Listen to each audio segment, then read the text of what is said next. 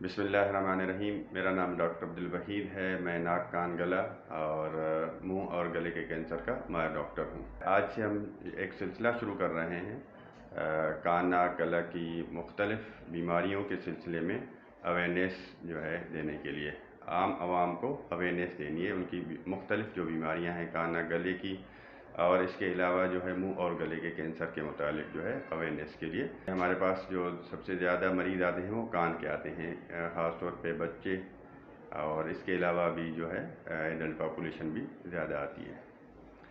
अच्छा, कान जो है हम 3 हिस्सों में डिवाइड होता है। एक बाहर वाला हिस्सा होता है कान का जिसको हम एक्सटर्नल ईयर बोलते हैं, जो बीच वाला हिस्सा होता है जिसको हम मिडिल ईयर बोलते हैं, और जो है कान का अंदर वाला हिस्सा जिसको इनर ईयर बोलते हैं।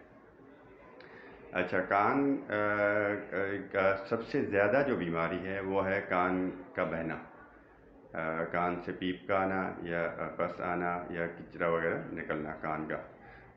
वो उस वजह से होता है कि कान के पर्दे में अगर सुराख हो गया हो।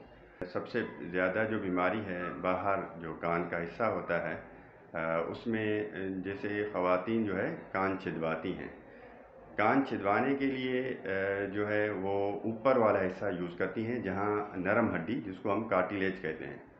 अगर इसमें जो है ऊपर जो है अगर छिदवाएंगी तो उसमें इन्फेक्शन का बहुत ज़्यादा चांस होता है कान में। अगर नीचे जिसको हम लोब्यूल बोलते हैं सिर्फ गोश्त होता है या फेट होता है तो उसमें अगर छिदवाएंगी तो उसमें इन्फेक्शन का चांस बहुत कम होता है। अच्छा, अगर ऊपर जो है वो छिदवाएंगी तो उसमें ज़्यादा चांस है, और ख़ास तौर पे अगर जो है वो तरीक़ेकार जो है सही नहीं होगा, जो जहाँ से छिदवाएंगी अगर गलत उससे होगा तो उसमें भी ज़्यादा चांस है। और वो जो है जिसको हम बोलते हैं पेरिकॉन्ड्राइटिस, कान के बाहर वाले हिस्से में जो है इन्फेक्शन हो जाता है और कान सूज जाता है और बहुत ज़्यादा पेनफुल होता है। वो बहुत ज़्यादा जो है एक ऐसा समझें कि ख़तरनाक बीमारी है, और उसकी वजह से जो है कान का जो बाहर वाला हिस्सा है वो मुतासर होता है, उसका शेप मुतासर हो जाता है और बहुत ज़्यादा जो है उसमें आगे चल के नुकसानात होते हैं। कोशिश करें बराए मेहरबानी जो है कान के ऊपर वाले हिस्से में कान जो है मत छिदवाएँ, कान को मत छिदवाएँ। अगर छिदवाना भी हो तो लोब्यूल नीचे जो है जहाँ जो है नरम हिस्सा है वहाँ पर फैल, और वो भी किसी अच्छे जगह से जो है छिदवाएँ, डॉक्टर से छिदवाएँ या किसी और जगह से जो है जहाँ पर जो है ये उसूल रखा हो कि आपका जो भी चीज़ें हों वो पूरी की पूरी जो है सही तरीके से हो। अच्छा, अगर इन केस कोई छिदवाता है और उनको जो है सूजन वगैरह या पेन होता है तो फौरी तौर पे जो है डॉक्टर को दिखाना चाहिए। करीबी जो भी आपका नाक कान गले का डॉक्टर हो उनको दिखाएं ताकि फौरी तौर पे आपका इलाज शुरू हो, वरना जो है इसके लिए बाद में मुश्किलात पैदा होती हैं।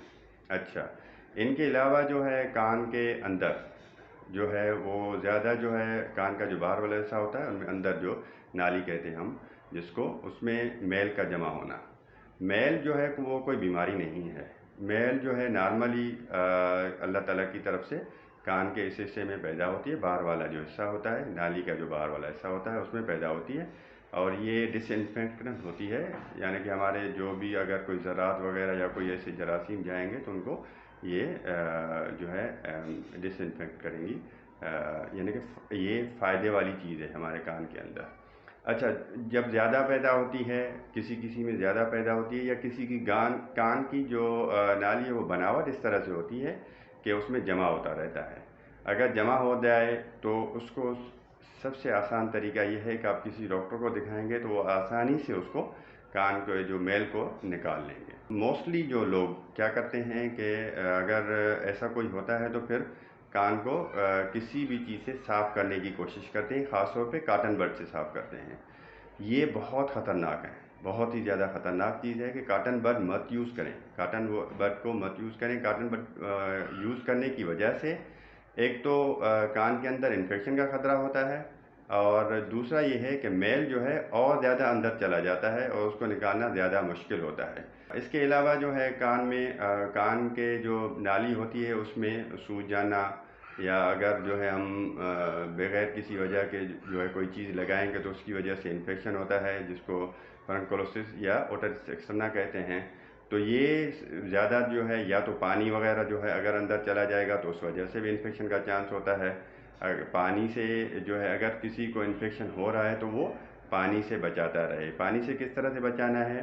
یہ جو کاٹن ہوتی ہے، کاٹن کو کسی بھی تیل میں جو ہے سرسوں کے تیل میں ڈبو کر اس کو نچوڑ کر جو ہے کان کے اندر رکھنا ہے، اور اس وقت نہانے کے وقت رکھنا ہے، اور نہانے کے بعد نکال دیں اس کو.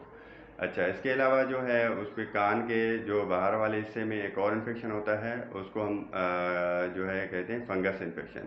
وہ یا تو جو ہے نمی کی وجہ سے ہوتا ہے، یا پھر جو ہے پانی وغیرہ چلا جاتا ہے تو اس وجہ سے ہوتا ہے. اس میں خارش ہوتی ہے بہت زیادہ. عموماً لوگ جو ہے کچھ نہ کچھ لگانا شروع کر دیتے ہیں، اور اس کو اور زیادہ وہ جو ہے سوج جاتا ہے اور زیادہ خطرناک ہو جاتا ہے. اس کے بہت آسان علاج ہے. آپ کسی بھی ڈاکٹر کو دکھائیں گے تو کچھ دوائیں دیں گے، یا کبھی کبھی جو ہے اس میں صفائی کرنے کی ضرورت ہوتی ہے تو جو ہے وہ صفائی کر دیں گے. اس میں بھی آپ کو کان کو پانی سے بچانا ہے. تو برائے مہربانی میں آپ کو آج کا یہی میسیج دے رہا ہوں کہ کان کے اندر کوئی بھی چیز نہیں لگانی، اور اگر کوئی بھی کان کی بیماری ہو تو فوری طور پہ کسی کان والے ڈاکٹر کو دکھا دیں.